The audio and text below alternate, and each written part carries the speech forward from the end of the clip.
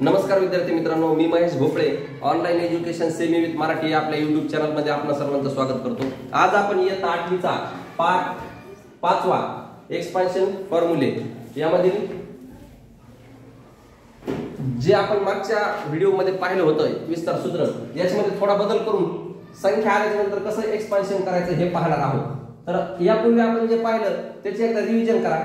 आपण पाहिलं की a + b ब्रॅकेटचा जर क्यूब असेल तर तुम्ही पहिल्या पदाचा क्यूब करायचे प्लस दुसऱ्या पदाचा क्यूब करायचे प्लस 3 लिहून गुणिले पहिल्या पदाचा वर्ग आणि दुसरं पद जशास तसं प्लस 3 लिहून पहिलं पद जशास तसं आणि दुसऱ्या पदाचा वर्ग करायचे।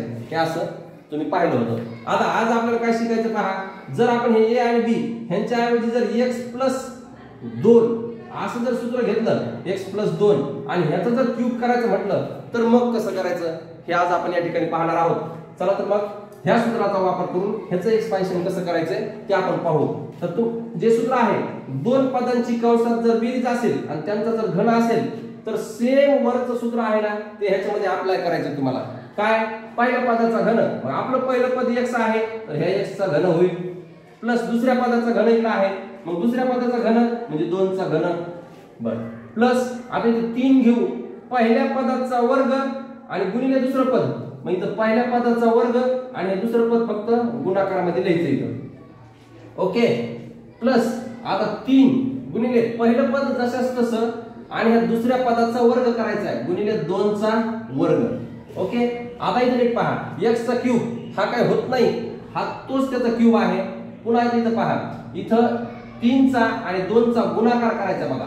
हे जे कोएफिशियंट असतात ना त्यांचा गुणाकार होतो, मग 3 चा आणि 2 चा गुणाकार करा, 3 दुने 6 आणि हा a चा वर्ग, ह्याला कोणी जोडीदार नाही किंवा दुसरं कुठलं चल नाही तर हे जशास तसं येईल।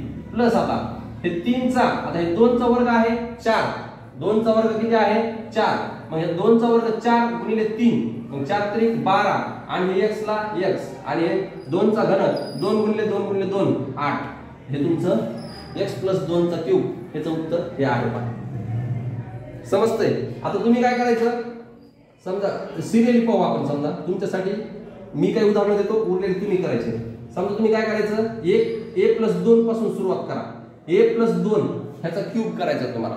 तर मग काय करायचंय, सूत्र पहा, पहिल्या पदाचा घन करायचा आहे प्लस दुसऱ्या पदाचा घन करायचा आहे प्लस काय करायचंय, 3 गुणिले पहिल्या पदाचा वर्ग आणि गुणिले 2 प्लस 3, आता पहिलं पद जशास तसं आणि दुसऱ्या पदाच्या वर्गाने गुणायचंय मग दुसऱ्या पदाचा वर्ग करायचा। ओके, मग ह्याची सॉल्व केल्याच्या नंतर बघा किंमत a चा क्यूब, आता हे 3 आणि 2 ह्यांचा गुणाकार होईल, 3 दुने 6 a चा वर्ग जशास तसा, आता हे 3 आणि 2 चा वर्ग 4 आहे मग 4 त्रिक 12 आणि हा 1 जशास तसा आणि इथं 2 चा घन 8।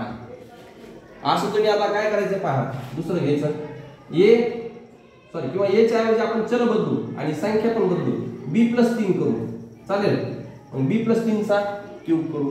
पहा आता काय करायचंय, सूत्र हेच आहे, पहिल्या पदाचा घन प्लस दुसऱ्या पदाचा घन प्लस 3 गुणिले पहिल्याचा वर्ग दुसऱ्याने गुणायचं प्लस 3 गुणिले पहिलं जशास तसं ठेवून दुसऱ्याचा वर्ग करून गुणायचं।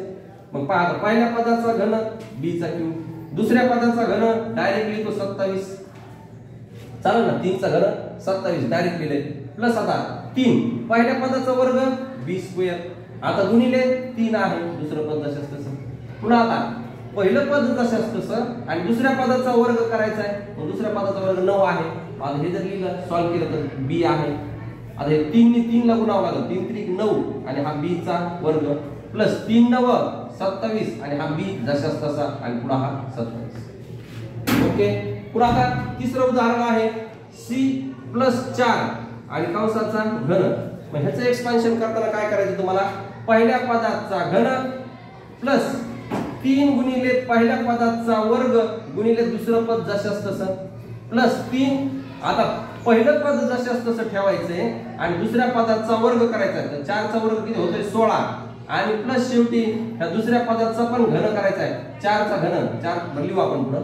आता पहा c चा घनच राहील, आता हा 3 आणि हा 4 ह्याचा गुणाकार होईल, 3 चौक 12 c चा वर्ग प्लस हे 3 चा आणि ह्या 16 चा गुणाकार होईल, 16 त्रिक 48 हा सी ला सी जशाच तसा राहील आणि 4 चा घन 64 येईल. तर अशा पद्धतीने तुमचं हे खाली एक्सपान्शन होत राहील पहा. आता पुढचं जे उदाहरण आहे तुम्ही काय करायचंय, डी घ्यायचा आहे प्लस 5 घ्यायचा आहे त्याचा क्यूब करायचा आहे. 5 व गणित ई घ्यायचा आहे 6 घ्यायचा आहे पुन्हा त्याचा घन करायचा आहे. 6 व गणित एफ घ्यायचंय आणि 7 घ्यायचंय पुन्हा त्याचा घन करायचा आहे. पुन्हा 7 व गणित एच घ्यायचंय 8 घ्यायचंय त्याचा घन करायचा आहे. बरोबर, ठीक आहे. इथं जी राहिले पाहतो आहे ना, जी प्लस 8. अशा पद्धतीने तुम्ही झेड पर्यंत उदाहरणं करायचे आहेत. जर काय अडचण आली तर मला तसं कमेंट बॉक्स मध्ये कळवा. समजलं नसेल तर व्हिडिओ डबल पहा आणि काय अडचण आली तर मला कमेंट बॉक्स मध्ये लिहा. मी पुढच्या व्हिडिओ मध्ये तुम्हाला समजावून सांगेन. थँक्यू.